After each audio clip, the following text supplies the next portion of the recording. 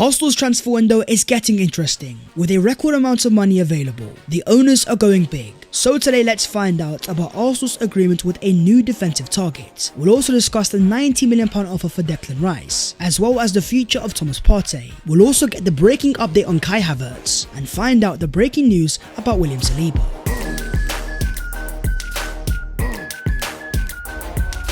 Yo, what is going on guys? My name is Babs14, welcome back to your boys channel. Hope you guys are doing sensational as always. Arsenal are throwing up surprises, new targets are rising. So as per, don't forget to smash a like on the video if you enjoy, subscribe to the channel if you are new, and help your boy on his road to 200,000 subscribers. But starting off with Arsenal's international stars. The season may be over, but the Arsenal players remain busy. The captain Martin Odegaard was on fire for Norway, helping them beat Cyprus 3-1. In 90 minutes, he got 1 assist, 104 touches, 71 accurate passes, 4 key passes, 6 accurate long balls, 2 big chances created, 3 successful dribbles and 6 ground duels won. A massive step for Norway in their Euros qualification. You've even got Jakub Kiwior helping Poland beat Germany 1-0, keeping a clean sheet and scoring the winning goal. Things get even better with a star boy Bukayo Saka. England beating North Macedonia 7-0 and Bukayo Saka scoring a hat-trick. 9.2 overall rating in 59 minutes, 3 goals from 4 shots on target. He has become the youngest player to score a hat-trick for England since Arsenal's Steel Walker against Croatia back in 2008. Every time this guy plays for his country, this guy shines. Here's a really crazy stat. That is Bukayo Saka's 10th man of the match for his country in just 28 appearances. That includes performances at the World Cup, at the Euros. Time and time again, Bukayo Saka has proven this guy is made for the big stage. And here's what stands out about Saka's performance. Scoring 3 goals from an XG of just 0.88. That, my friends, is what you call devastating ball striking. Hours and hours on the training ground alongside Mikel Arteta, Bukayo Saka is mastering the art of becoming lethal. It's great to see Bukayo finally get some flowers. The entire country was standing up and applauding. The fact that Arsenal are back in the Champions League next year, Saka will have yet another stage to thrive on, playing alongside Arsenal target Declan Rice. Here they were after the game, with Rice posting a photo of Saka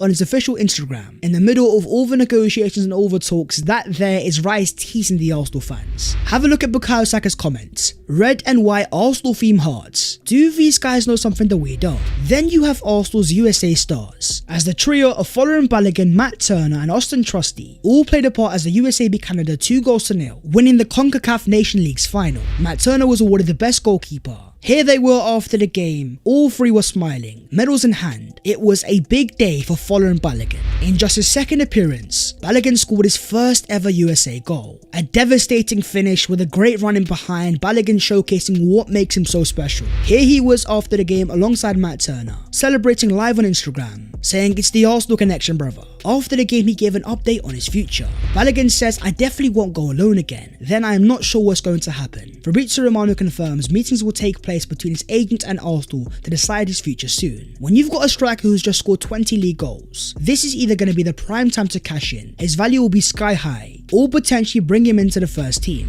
which may affect the future of Eddie Nketiah. According to Miguel Delaney, Arsenal are ready to listen to offers for Eddie Nketiah. Arsenal are targeting a brand new forward. You might have the returning following Balogun. Where is the space going to be for Eddie Nketiah? So far in his entire career, he has never had a single season of being a full starter. I believe Nketiah is of a Premier League standard. The likes of Crystal Palace, West Ham and Brighton all had interest last season. The only concern I have is his contract. Nketiah is earning over £100,000 a week. Will there be other teams willing to pay that? But in terms of forward signings, Leicester City's Harvey Barnes is going to be available. According to Simon Jones of the Mail, in addition to Spurs and West Ham, Arsenal also hold an interest in Harvey Barnes, and the player could wait to see which clubs come in for him. 25 years of age after scoring 13 Premier League goals, Harvey Barnes is a goal threat. Last year scoring those 13 goals from an XG of 8.94, consistently overperforming his XG, a sign of a good finisher. There is though one obvious concern. Barnes is far more of a left winger than he is a right winger, an area where Arsenal already have Gabriel Martinelli, Leandro Trossard and the soon to re-sign Reiss Nelson. But what is the latest in the pursuit of Kai Havertz? Currently on international duty with Germany, Havertz has played 3 times, even scoring a goal in a 3-3 draw against Ukraine, and Arsenal are making their moves behind the scenes. Fabrizio Romano confirms Arsenal have approached Chelsea again for Kai Havertz. A new bid is expected and talks are now advancing. The proposal is £60 million. Fabrizio understands a deal could be done for around £65 million. talks are to follow. Havertz has always been clear he wants an Arsenal move. A £60 million offer is on its way, £5 million short of a potential agreement. According to Ryan Taylor of The Express, huge progress has been made by Arsenal in the pursuit of Kai Havertz. An agreement is now thought to be close. There seems to be a level of mutual understanding. Chelsea and Arsenal both want to get a deal done as soon as possible. And then we got some breaking news. Fabrizio Romano confirming Kai Havertz will be the first Arsenal signing, as a deal will be completed in the next hours. Here we go. £60 million guaranteed fee, £5 million in add-ons, a long-term deal agreed, medical test to be scheduled. Havertz will sign a contract this week, documents are being prepared. Havertz is coming to the Emirates Stadium.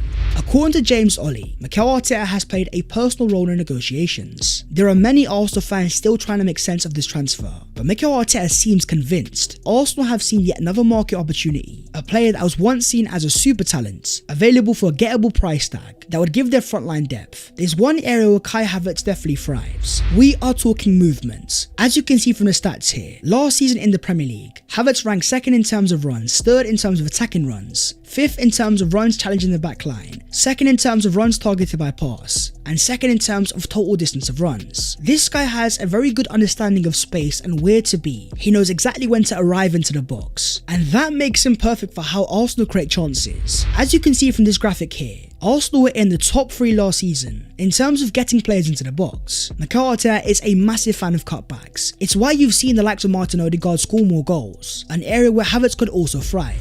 Moving on to Arsenal's midfield dilemma. Arsenal are taking a massive risk this summer, allowing Granit Xhaka to leave. Arsenal aren't stopping there. Here's a very important quote from Mikel Arteta at the end of last season. As he said, "We have great foundations and we have become really competitive, but now I think it's time to press the reset button and go again." Arsenal have laid the foundations, but Mikel Arteta realises there may be parts of the first team where they need to be ruthless and may require replacing. That's where you have the uncertainty around the future of Thomas Partey. And David Ornstein confirms Arsenal and Thomas Partey's camp are both working on potential exit solutions if a suitable opportunity arises for a sale. There is interest from clubs in Saudi Arabia and Arsenal are considering options. It would require a replacement, in addition to the pursuit of Declan Rice. Arsenal have made Thomas Partey available for a sale, and Fabrizio Romano confirms Partey has decided to look for opportunities outside of Arsenal. There is interest from Saudi Arabia. Arsenal understand that even though this will be surprising, in the context of his contract, expiring in 2 years' time in 2025, at 30 years of age, this summer is the best opportunity to get the most money for Thomas Partey. Often fans have said that Arsenal don't sell at the right time, but it looks like they're making a change. Thomas Partey for me is still a fantastic player on his day, but is Mikel Arteta concerned over his reliability? In all 3 of his Arsenal seasons, Arsenal have not been able to rely on Partey in the running, whether down to injuries or down to form.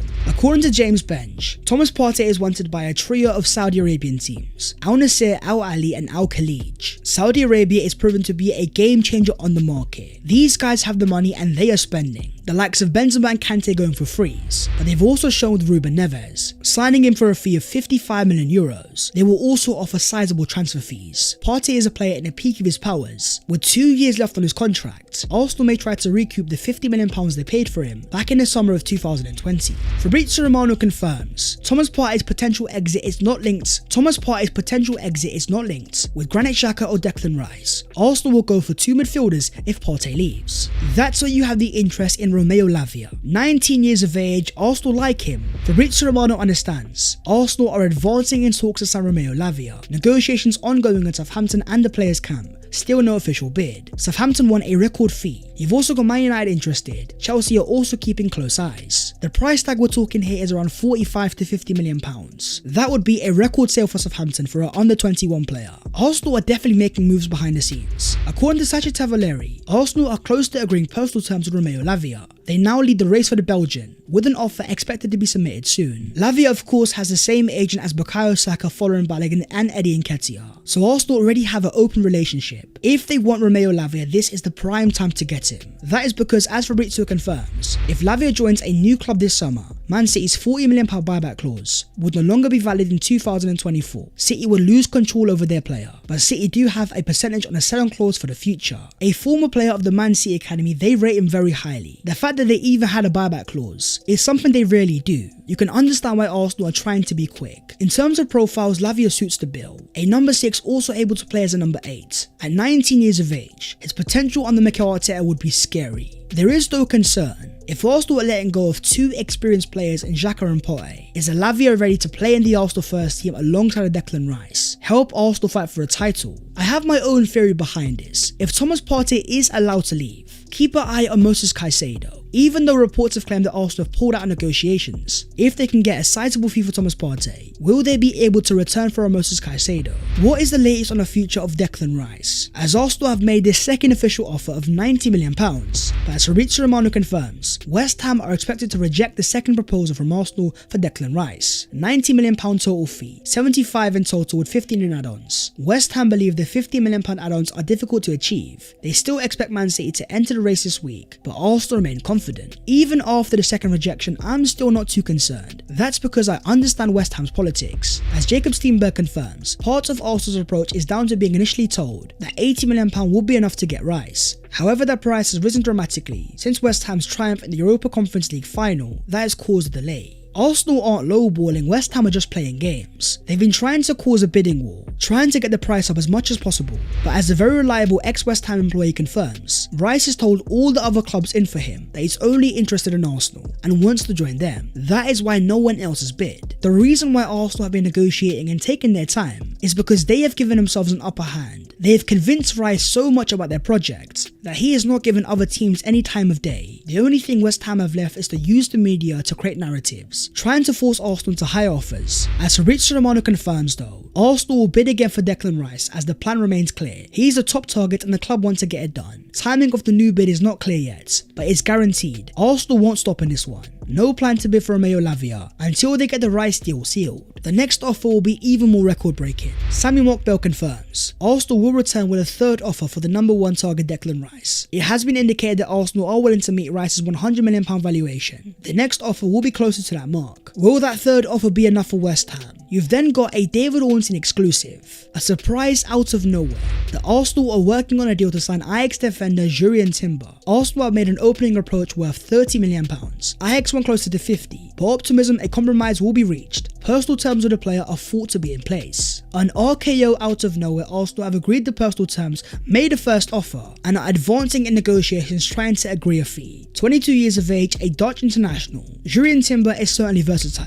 As Ryan Taylor confirms, Mikel Arteta wants to sign a tactically flexible hybrid defender, capable of playing as centre-back, full-back and potentially even midfield if required. The idea is that the club will be virtually signing 2 players for the price of 1. Securing cover and competition for William Saliba was among the topics on top of Arsenal's agenda this summer. Jurrien Timber ticks all of those boxes, but what stands out straight away is his technical ability. As you can see here in terms of his stats radar, Timber truly excels on the ball in terms of progressive passes, progressive carries, final third entries. A key part to Mikel Arteta's system is the build-up phase, and last year without William Saliba, Rob Holding was unable to give Arsenal the same level of technical security. Jurrien Timber would change the game, alongside the profiles of Saliba and Gabriel, Tomiyasu and Ben White. Arsenal would have an elite build-up phase. Arsenal fans though will be getting deja vu. This time last year, Arsenal were trying to sign another Ajax defender. We are talking Lisandro Martinez, who ended up at Man United. That being said, in terms of Timber, even though Ten Hag wanted him last summer, Timber turned down the offer. Sometimes in life things are meant to be. And here you've got a photo on the player's official Instagram, showing him as a young boy in an Arsenal shirt. Arsenal here have done a lot of groundwork.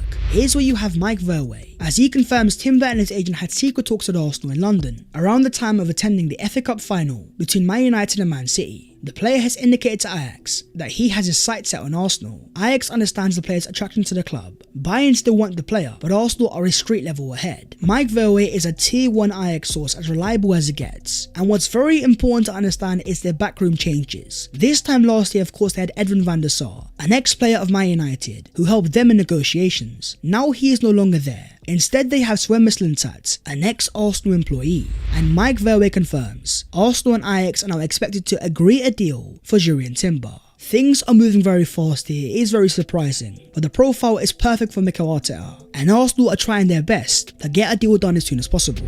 Moving on to the other Arsenal news today, and starting off with William Saliba. currently enjoying his holidays in Mykonos. According to Kieran Cook, Saliba is set to wear the number 2 jersey next season. No surprise there after agreeing a brand new contract. Saliba is about to get a new number. It suits him to a T, the same number he had at Marseille. This will be confirmed as soon as Saliba returns after his holiday and officially signs the contract. But what's happening with Fabio Vieira, who was set to go with Portugal to the Under-21 European Championship, but it's now being confirmed. Vieira has withdrawn from the Portugal squad due to injury. He was due to be the captain of his nation for the tournament, which begins later this week. Fabio Vieira keeps on getting unlucky. This time last season, unavailable in pre-season down to injury. Back in the tournament of 2021, Vieira was named the player of the tournament. This was going to be yet another opportunity for him to shine, gain first team minutes, but as Arsenal confirm, Fabio Vieira is expected to be ready to return to full training within the next 2 weeks. It's not a massive injury, which is good news. He should be available in pre-season, and this next year could be defining. Your boy has a low-key feeling that next year Vieira might be one of Mikel Arteta's surprise packages. But that is the video there and there, so hopefully you guys have enjoyed. If you have, don't forget to smash a like and also subscribe to the channel if you are new. If you want to follow your boy on all of his social medias, then the links are down below in the description. But that was the latest episode of the Transfers FC. As Arsenal try to sign 4 new players, things are progressing, so stay tuned as we find out what happens next. Until then, I'll see you next time. Take care, in a bit.